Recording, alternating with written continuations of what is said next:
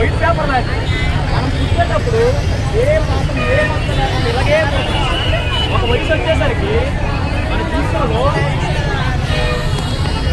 స్కూల్కి వెళ్ళాలి కదా. స్కూల్కి వెళ్ళేసరికల్లా సగం జీవితం నలిగిపోతుంది. ఆ స్కూల్ అయిపోయిన తర్వాత మళ్ళీ కాలేజ్కి వెళ్ళాలి కదా. కాలేజ్కి వెళ్తే మరి సగం జీవితం నలిగిపోతుంది. ఆ కాలేజ్ అయిపోయిన తర్వాత జాబ్ కోసం తిరుగుతాం కదా.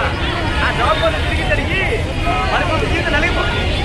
ఆ జీవితం తిరిగిపోయిన అయిపోతుంది, మ్యారేజ్ అవుతుంది, పిల్లలు పడతారు, పిల్లలు అయిపోతారు, చనిపోతారు. అయితే చనిపోయిన వాళ్ళందరూ ఎక్కడికి వెళ్తున్నారు? ఒకటి నరకం, రెండు స్వర్గం. అయితే పాపం చేసిన ప్రతి ఒక్కరు నరకానికి వెళ్తారు. అయితే నువ్వు నీకు చేసిన పాపాలని విడిపించడానికి 2000 సంవత్సరాల క్రితం ఒక వ్యక్తి లోకానికి వచ్చారు. ఆయన ఎవరంటే ఇందులో ప్రాణం పెట్టి సమాధి చేయబడి తిరిగి 3 రోజులు లేచారు. ఆయన వచ్చి ప్రాణం పెట్టమే కాదు కానీ తిరిగి 3 రోజులు లేచారు.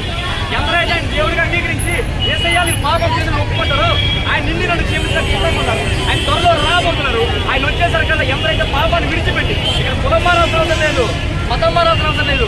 ఏసయ్యా నేను పాపం